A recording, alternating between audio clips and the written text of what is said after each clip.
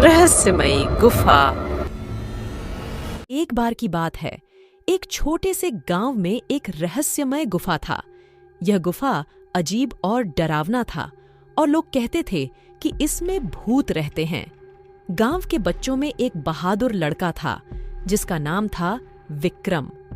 वह डरने वाला नहीं था और हमेशा सच्चाई की तलाश में रहता था।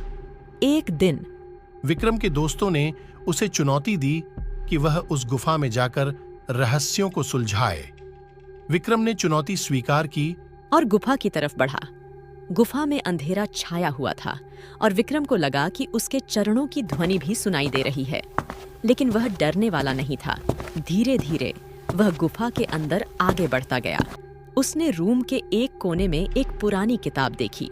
वह किताब डरावनी थी और उसमें अजीब चित्र और रहस्यमय कहानियां थीं। विक्रम ने किताब को उठाया और उसे खोलकर पढ़ने लगा। किताब की पन्नों पर लिखी हर शब्द उसे अजीब सा महसूस हो रहा था। धीरे धीरे वह पढ़ता गया और किताब की कहानियों में खो गया। लेकिन तभी एक आवाज उसे गहरी ठंड महसूस होने लगी। विक्रम को लगा कि उसके पास कुछ अजीब हो रहा है। उसने पलटकर देखा और उसे अपने पीछे कुछ साए नजर आए। उसने जोर से चिल्लाया, लेकिन साए को कोई भी ध्यान नहीं दिया। वह बिल्कुल भीड़ नहीं थी, लेकिन उसके दिल में डर का एहसास था। धीरे धीरे उसने गुफा के बाहर निकलने का निर्णय किया। वह बहुत डरा हुआ था, लेकिन उसने अपने दोस्तों को अपने अनुभव के बारे में बताया। उसके दोस्तों ने उसे साथ दिया और हमेशा के लिए उसके साथ रहने का निर्णय किया। वे मिलकर गुफा की पूरी जांच करने का निर्णय किया।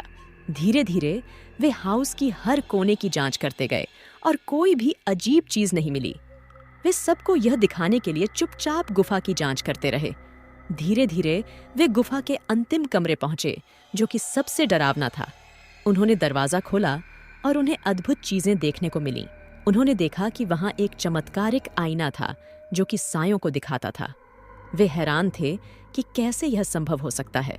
धीरे धीरे वे आगे बढ़े और उन्होंने वहां एक गुहारी देखी।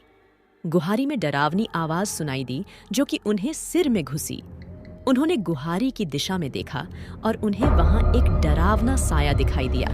वे चिल्लाकर भागे, लेकिन साया उनके पीछे पड़ गया। धीरे धीरे वे गुफा के बाहर निकल गए और अपने दोस्तों को अपने अनुभव के बारे में बताया। उन्होंने अपने दोस्तों के साथ गुफा छोड़ दिया और फिर कभी वापस नहीं आए। यह कहानी हमें यह सिखाती है कि कभी-कभी हमारे आसपास अजीब और डरावनी चीजें होती हैं, जिनका समाधान हमें स्वयं ही ढूंढना पड़ता है। और हमें हमेशा सावधान रहना चाहिए, क्योंकि किसी भी समय कुछ अजीब हो सकता है।